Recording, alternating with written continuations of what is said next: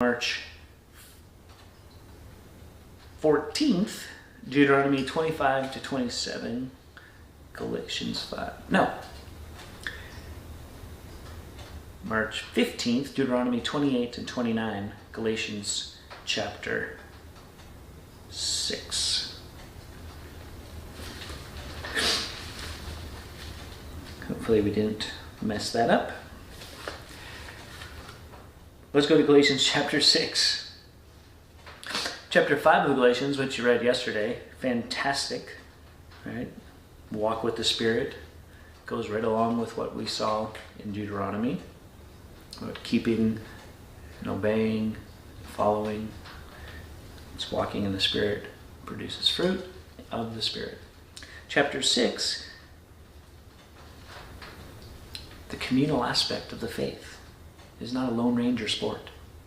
It's not a competition where you get to be all that you can be and leave everyone else in the dust and think, well, they're not very holy.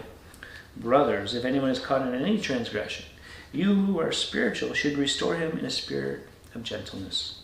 Keep watch on yourself, lest you too be tempted. Bear one another's burden, and so fulfill the law of Christ. If anyone thinks he is something when he is nothing, he deceives himself. But let each test his own work, and then his reason to boast will be in himself alone and not in his neighbor, for each will have to bear his own load. Yeah, there's a responsibility we each have for our own walk with the Lord. That's for sure. But there's also a responsibility that we have to bear and help one another in our walks with the Lord. And when someone stumbles and falls and they're not doing well, we don't kick them while they're down. We don't talk about them behind their back. We come alongside with gentleness and love, recognizing that that could be us next, and likely will be. Verse 6, let the one who is taught the word share all good things with the one who teaches. Do not be deceived. God is not mocked, for whatever one sows, that he will also reap. For the one who sows to his flesh will from the flesh reap corruption, but the one who sows to the Spirit will from the Spirit reap eternal life.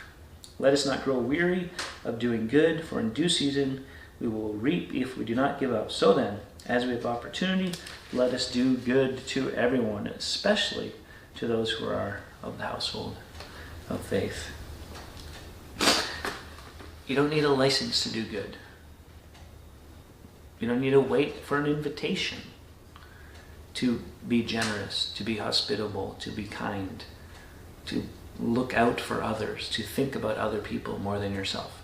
Those are things that are fruit of a life following Christ, a life in the Spirit. And when we do those things, the Lord is pleased. And you know what? As much as we bless others in doing those things, there's a great blessing that is given to us when we do those things.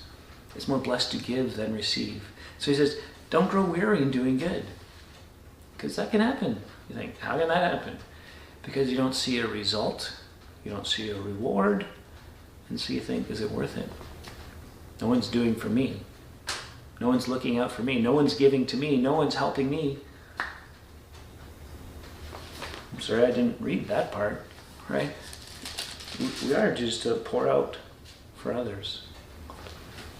And when we do that, there's great joy and contentment in our own lives. You're not going to go around thinking, well, when's mine? You're going to go around so amazed that God would use you, that God would use me. That's my prayer. Till next time, keep growing little by little.